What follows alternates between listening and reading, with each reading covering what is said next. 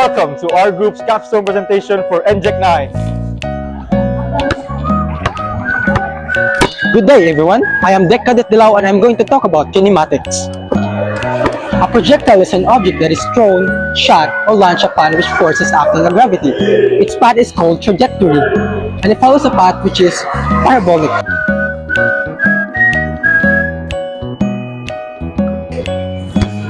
A projectile has two components, the vertical motions and the horizontal motions. The horizontal component is uniform motion, and the vertical component is free fall.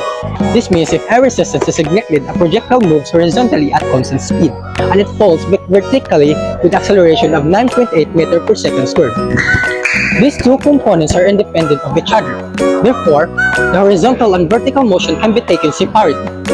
A projectile launched horizontally will be considered free fall because there is only a chance in vertical motion.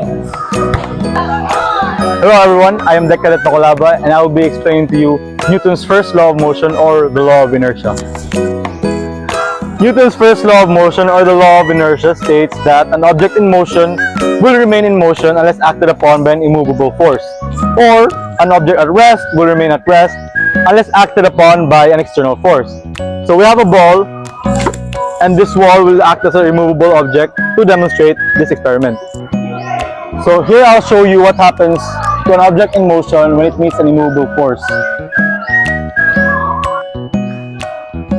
See, it's slow, and when you go fast, it doesn't matter because it's an immovable object, so no matter how fast or how slow it's going, it will always stop. Hello everyone, I'm Dec Cadet Flordelis and I'm going to explain work and power. I'm currently pushing this wall. A question, is there any work done? No, because work is done when the force acting on an object causes a displacement. Work can be done very quickly and at the other times work can be done rather slowly. For example, in this video, me and Dec Cadet Tacolaba take a long time to climb the stairs, but Tacolaba do the work faster than me. Hence the work done is the same, but it differs in power, and power is the rate at which work is done. So good day everyone. So today I'm going to delve into the fascinating world of buoyancy. We will explore why some things float and while others sink. Let's dive in.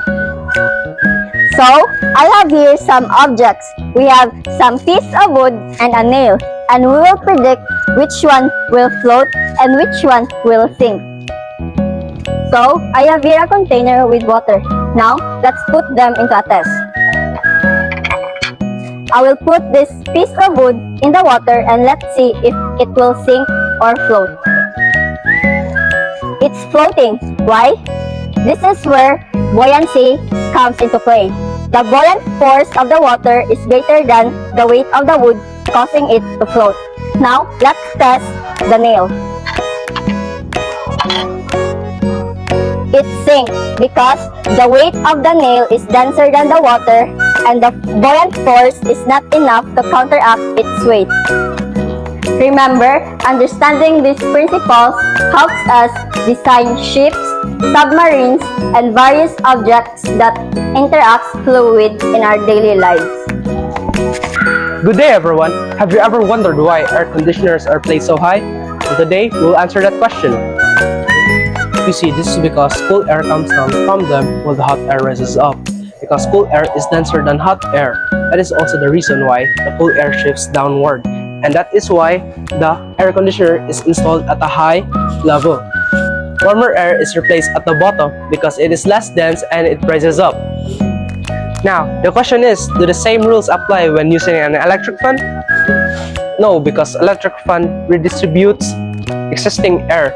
So if it's hot air, it circulates hot air. So if it's cold air, it circulates cold air.